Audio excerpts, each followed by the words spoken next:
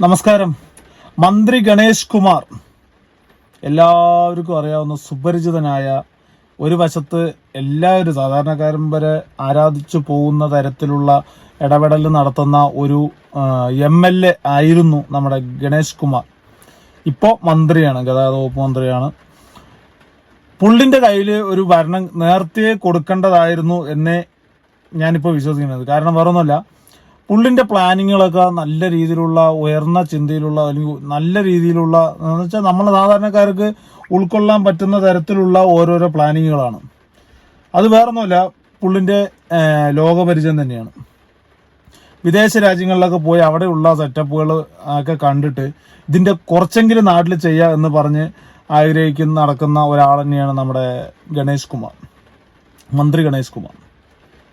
പലതരത്തിലുള്ള ആരോപണങ്ങളും പലതരത്തിലുള്ള പ്രശ്നങ്ങളും ഇതെല്ലാം ഒരു സൈഡിൽ നിൽക്കെ ഇപ്പൊ നിലവിലൊരു ഗതാഗത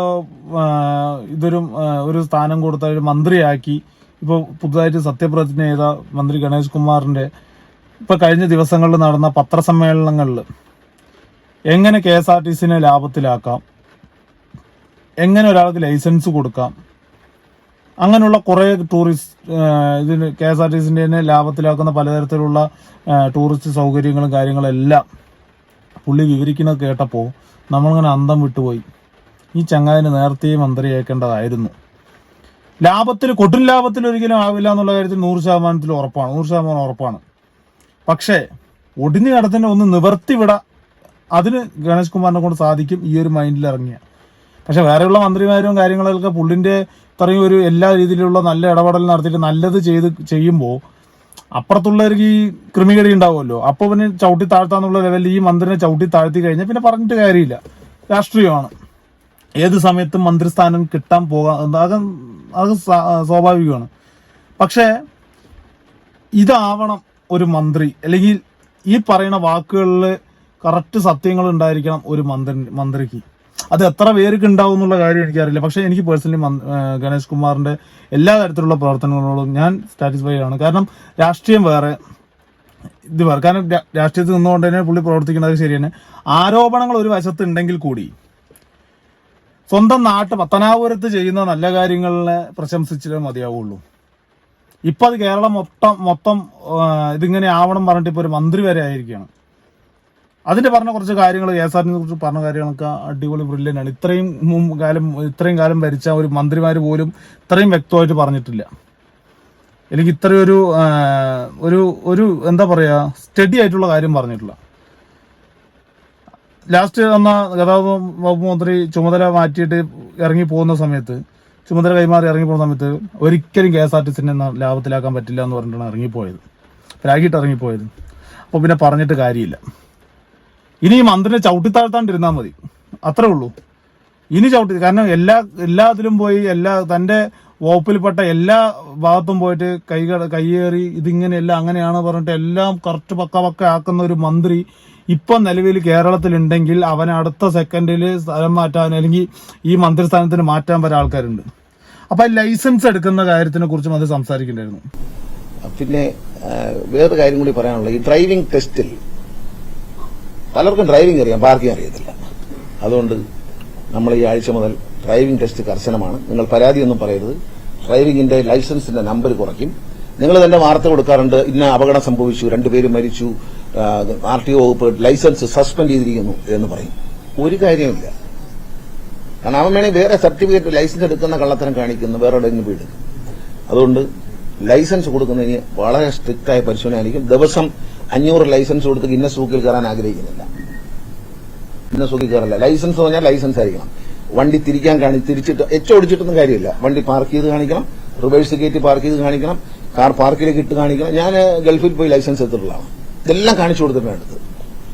ഡ്രൈവിംഗ് പഠിപ്പിക്കുന്ന ടെസ്റ്റ് ചെയ്യുന്ന വണ്ടിക്കകത്ത് നിർബന്ധമായും ക്യാമറ ഏർപ്പെടുത്തും. TC ഉടൻ തന്നെ കണ്ടില്ലേ ലൈസൻസ് ഇപ്പൊ നിലവിൽ. കാരണം വേറൊന്നുമല്ല, ഇപ്പൊ ഏകദേശമുള്ള ഒരു 80% ആൾക്കാർക്കും ലൈസൻസ് ഉണ്ടാവും, 2ഉം 4ഉം ഒക്കെ. പക്ഷെ റോഡുകളിൽ വണ്ടി ഓടിക്കാൻ ഇപ്പോഴും എൽബോർഡ് മേടിച്ചിട്ടാണ് ഓടുന്നത്. അത് എന്തിനാണെന്ന് എനിക്കിതുവരെ മനസ്സിലായിട്ടില്ല. ലൈസൻസ് കിട്ടിയിട്ടും എന്തിനാണ് എൽബോർഡ് എന്നുള്ള കാര്യം എനിക്ക് മനസ്സിലായിട്ടില്ല. എല്ലാം തികഞ്ഞിട്ടാണല്ലോ നമുക്ക് ഈ ലൈസൻസ് കിട്ടുന്നത്. എല്ലാം ഓക്കെയാണെന്ന് പറഞ്ഞിട്ടുണ്ട്. പിന്നെ എന്തിനും എൽ ബോർഡ് വെച്ച് ഇപ്പൊ ആക്സിഡന്റ് ഉണ്ടാകുന്നത് എങ്ങനെയാണ്? അപ്പോൾ ഇഷ്ടം പോലെ ആക്സിഡന്റ് ഉണ്ടാവും. ഇവരൊക്കെ ലൈസൻസ് ഉള്ളവരാണ്. വാഹനം ഓടിക്കാൻ അറിയുന്നവരും വാഹനം എന്താ പറയാ ഇട്ട് ഓടിക്കാൻ അറിയാത്തവൻ റോഡിൽ ഇറങ്ങി കഴിഞ്ഞാൽ ഓട്ടോമാറ്റിക് അപകടങ്ങൾ ഉണ്ടാകണൊക്കെ സ്വാഭാവികമാണ്. ഓടിക്കാൻ അറിയണവന്റെ നേരത്ത് ഓപ്പോസിറ്റ് വരുന്നവൻ നല്ല രീതിയിൽ ഓടിക്കാൻ അറിയണവനാണ്. അവൻ മദ്യവെച്ചിട്ട് വന്നു കഴിഞ്ഞാൽ ചിലപ്പോൾ ഇടിച്ച് തെറിപ്പിച്ചിട്ട് പോകും. അപ്പൊ ലൈസൻസിന് ഒരു പ്രസക്തിയില്ല. പക്ഷെ ലൈസൻസ് എടുക്കണം എന്നുണ്ടെങ്കിൽ ഒരു ഏകദേശം ഉള്ളവരൊക്കെ വാഹനം ഓടിക്കാൻ അറിയാതെ എന്തെങ്കിലും കാണിച്ചിട്ടൊക്കെ അപകടം വരുത്തിയിരിക്കുന്ന ഈ സ്ത്രീകളൊക്കെ ഏകദേശം അങ്ങനെയാണ്.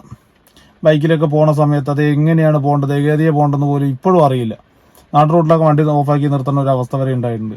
അപ്പോൾ അവർക്ക് ഉള്ളവർക്കൊക്കെയാണ് ഈ ഒരു നിയമം ബാധകം. എന്തായാലും തീർച്ചയായിട്ടും ഒരു നല്ലൊരു നടപടി തന്നെയാണ്. പക്ഷെ ഇങ്ങനെയുള്ള നടപടികൾ എന്താ പറയുക അത്രയും കർശനമാക്കണം. വേറൊന്നുമില്ല, വെറുതെ ഒരു പേരും കണ്ടിട്ട് 8 വെച്ച് വിട്ട് റോഡ് ടെസ്റ്റ് വെറുതെ കൈയും കാലും കാണിച്ചിട്ട് വന്നിട്ട് അത് ലൈസൻസ് കിട്ടി പറയും. പക്ഷെ വണ്ടി ഓടിക്കാൻ പറഞ്ഞു. ഇപ്പോഴും എന്റെ ഫ്രണ്ട് ഉണ്ട് ഒരുത്തൻ, അവനിപ്പോഴും കാർ ഓടിക്കാൻ പറഞ്ഞു കഴിഞ്ഞാൽ ക്ലച്ചും ബ്രേക്കും അവന് ഡ്രൈവിംഗ് സ്കൂളിലെ വണ്ടി മാത്രം ഓടിക്കാൻ പറ്റും. അതാവുമ്പോൾ ആ സൈഡിലും ബ്രേക്കും ആക്സിലേറ്റർ ഉള്ളത് കൊണ്ട് പിന്നെ കുഴപ്പമില്ല, ക്ലച്ചും ബ്രേക്കും ഉള്ളത് കൊണ്ട് കുഴപ്പമില്ല.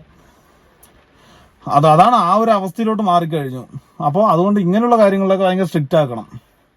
ഉത്തരവിറക്കും. ഡ്രൈവിംഗ് ടെസ്റ്റ് നടത്തുന്ന സാധനം നമ്മൾ ഡ്രൈവിംഗ് സ്കൂളിന്റെ വണ്ടിയിലാണ് നടത്തുമ്പോൾ അതിലൊരു ക്യാമറ ഉണ്ടാകും. കാരണം സ്ത്രീകളോട് മോശമായി പെരുമാറുന്നു എന്നൊരു പരാതി. ഒരുവിധ സ്ത്രീകളോടും പുരുഷന്മാരോടും ഒരുവിധ ഹാരാസ്മെന്റും മോട്ടോർ വെഹിക്കിൾ ഡിപ്പാർട്ട്മെന്റ് ഉദ്യോഗസ്ഥരുണ്ട്. അവർക്ക് ചോദ്യങ്ങൾ ചോദിക്കാം, വളരെ സ്ട്രിക്റ്റ് ആയിട്ട് കൊടുക്കണം. വ്യാപകമായി ലൈസൻസ് കൊടുക്കുന്നവർ ആ ലൈസൻസ് കൊടുക്കുന്ന സ്ഥലത്തുണ്ടാവില്ല എന്നേ പറയാനുള്ളൂ. അങ്ങനെ കൊടുക്കുന്നില്ല. കേരളത്തിലെ ലൈസൻസ് നല്ല അന്തസ്സുള്ള ലൈസൻസ് ആയിരിക്കും. വളരെ കുറച്ചേ കൊടുക്കുള്ളൂ, വളരെ കുറച്ച്. മാക്സിമം തെറ്റ് കണ്ട അപ്പോഴേ ഫെയിലാക്കും. അതൊന്നും ഒരു ജനകീയ പ്രശ്നമല്ല, അത് മനുഷ്യജീവന്റെ പ്രശ്നമാണ്. പലർക്കും വണ്ടി ഓടിക്കാൻ അറിയില്ല. നാം ശ്രദ്ധിക്കില്ല, പലരും ലൈസൻസ് ഉണ്ട്, അവർ കാർ പിന്നെ ജീവിതത്തിൽ ഓടിച്ചിട്ടില്ല. റിവേഴ്സ് എടുത്ത് കയറ്റിയിടാൻ അറിയത്തില്ല. ഒരു മിക്കവാറും പാർക്കിംഗ് എല്ലാം നടക്കില്ല, ശ്രദ്ധിച്ചിട്ടില്ല. കാരണം എന്ന് വെച്ചാൽ ഒതുക്കിയിടാൻ അറിയില്ല. വിദേശ രാജ്യങ്ങളൊക്കെ ഇങ്ങനെ ബോക്സ് വരച്ചിട്ടുണ്ട്, അതിനകത്താണ് ഇടുന്നത്. പക്ഷെ അങ്ങനെ ഒതുക്കിയിടാൻ അറിയില്ല. ഇവിടെ ബോക്സ് ഇല്ലെങ്കിൽ പോലും നമുക്കൊരു ബോക്സ് മനസ്സിൽ സങ്കല്പിച്ചുകൊണ്ട് ഒതുക്കിയിടാം, മറ്റുള്ളവർക്ക് അസുഖമില്ല. അപ്പൊ അതുകൊണ്ട് പാർക്കിങ് എല്ലാ കാര്യങ്ങളും കയറ്റത്തിൽ നിർത്തി എടുത്ത് കാണിക്കുന്നവർക്ക് ലൈസൻസ് കണ്ടില്ലേ? മികച്ച തീരുമാനമാണ്. 100% ഞാൻ യോജിക്കുന്നുണ്ട്. നിങ്ങൾ ആരെങ്കിലും യോജിക്കുന്നുണ്ടോ ഇതിന് എതിരെ പറയുമെന്നുള്ള കാര്യം അറിയില്ല. കാരണം രാഷ്ട്രീയ വിയോജിപ്പുകൾ പലതർക്കും ഉണ്ടാവാം. അപ്പൊ അതുകൊണ്ട് ഇതിനോട് 100% യോജിക്കുന്നുണ്ട്. പിന്നെ വേറെ ഒന്ന് പറയാനുള്ളത്, ഈ മോഡിഫൈഡ് വണ്ടികളിനെ എങ്ങനെയാണ് ഇനിയിപ്പോ MVD ഉദ്യോഗസ്ഥർ പരിഗണിക്കേണ്ടെന്നുള്ള കാര്യം കൂടിയിട്ട്. കാരണം ഇപ്പൊ ഒരു സ്റ്റിക്കർ ഒട്ടിക്കാൻ പറ്റില്ല, ഒരു സൈഡിൽ ലൈറ്റ് കൂൾ ഫിലിം ഒട്ടിക്കാൻ പറ്റില്ല എന്നൊക്കെ പറഞ്ഞ നിയമങ്ങളൊക്കെ ഉണ്ട്.